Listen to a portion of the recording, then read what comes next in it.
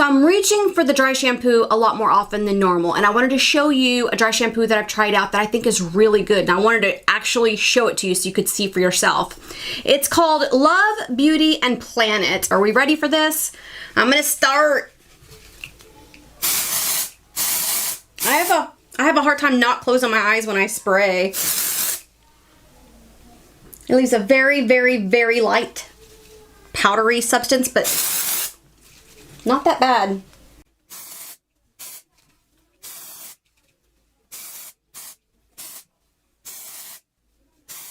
I spray some under here because I always wear my hair up every day almost.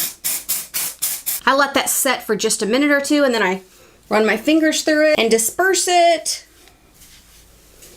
And then I take my handy dandy brush and I get it all through there. And then I see if there's any greasy parts left, and I can see this is still a little greasy. You can feel the powder on your hands when you brush it through, but it's really not that bad. And then I just rub that through, and look how much better that looks, seriously.